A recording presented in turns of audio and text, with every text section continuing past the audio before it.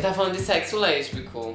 Sim. Você pode falar nisso também, ó. E aí, porque é o seguinte, eu moro com uma menina que ela é bissexual. Tipo assim, ela é completamente bissexual. O que pra mim é mágico, porque a gente tá conversando, aí, não sei o que dizer. Não, porque o meu ex-namorado, a gente fala de homem. Aí, tipo, ela fala de homem de igual pra igual, de mulher pra mulher. Não, aquele homem tal, não sei o que, não. E aí daqui a pouco fala, não, porque é minha ex-namorada. E aí eu fico, tipo, eu paro na BR, porque eu tenho uma cabeça deste tamanho, né? Tipo, todo mundo. Eu me pego sendo retrógrada. Porque ela também está apaixonada por uma menina.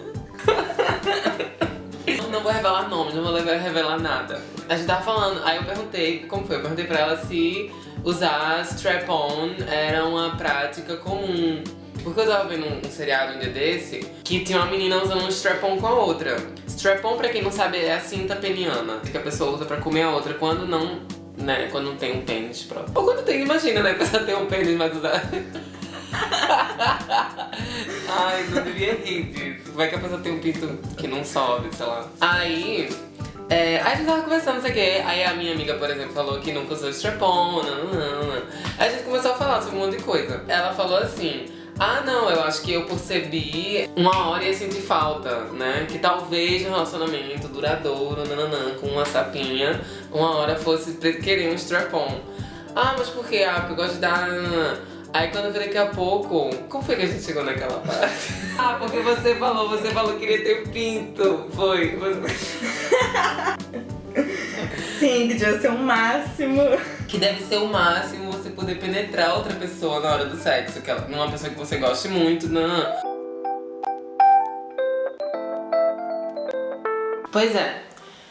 E aí a minha amiga tava se perguntando, tava falando que queria ter um pinto, né, pra penetrar uma menina que ela gosta e tal. Aí eu comecei a pensar no caso, né, porque a gente tava conversando e tal, e eu tava me pondo na situação dela de ter sexo lésbico, sei lá, tal. E aí eu comecei a me perguntar como seria poder penetrar alguém. E aí eu lembrei que eu sou trans. Agora preparem-se para fritar.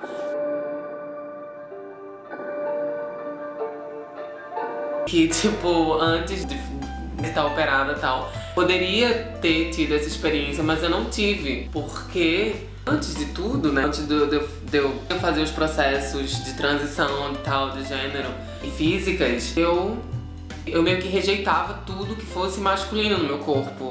Então, uma dessas coisas seria o órgão genital.